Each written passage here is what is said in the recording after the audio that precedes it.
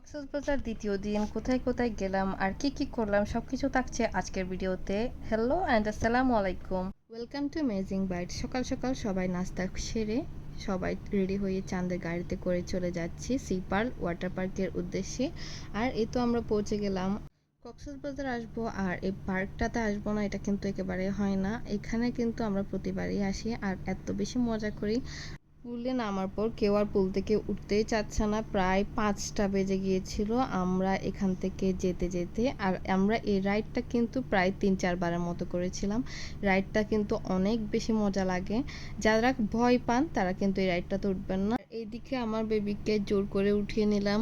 সে তো একেবারে অনেক খুশি এখানে এসে। এরপর সবাই চলে এসেছি লাঞ্চ করতে। লাঞ্চ করতে করতে প্রায় 5টা থেকে বেশি হয়ে গিয়েছিল। এরপর সবাই একটু রেস্ট করে 7টার দিকে চলে আসলাম রেডিয়েন্ট ফিশ ওয়ার্ল্ডে। কক্সবাজার আসলে এই ফিশ ওয়ার্ল্ডে কিন্তু মাস্ট ভিজিট করতে হবে। এই ফিশ ওয়ার্ল্ডে কিন্তু এত এত সুন্দর সুন্দর মাছ আছে যা নিজের চোখে দেখা ছাড়া বোঝা সম্ভব না। আল্লাহর সৃষ্টি যে এত এত সুন্দর। আর এই যে দেখতে পাচ্ছেন এখানে মাছকে ফিড করানো হচ্ছে। এই ফিড করানোর জন্য কিন্তু প্রতিজন থেকে 20 টাকা করে নেওয়া হচ্ছিল। আর এখানে বাচ্চারা মাছ দেখে কিন্তু অনেক বেশি খুশি হয়েছে, এনজয় করছিল অনেক বেশি। এরা মাছদেরকে সাঁতরাতে দেখে অনেক বেশি সুন্দর লাগছিল। কিন্তু দেখতেই পাচ্ছেন কত সুন্দর সুন্দর মাছ। আর এখানে অনেক বড় একটা কচ্ছপও ছিল। আর আমার বেবি তো হাত দিয়ে ধরার জন্য প্রায় পাগল হয়ে যাচ্ছিল। সে মনে করছিল এখানে গ্লাসটা কিছুই না, সে হাত দিয়েই ধরবে।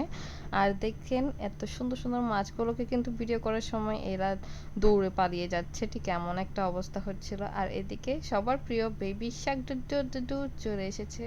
কে কে গানটা শুনতে শুনতে প্রায় বিরক্ত হয়ে গিয়েছেন একটু কমেন্ট করে জানাবেন। আর দেখেন এই মাছগুলোকে কিন্তু কত সুন্দর লাগছে।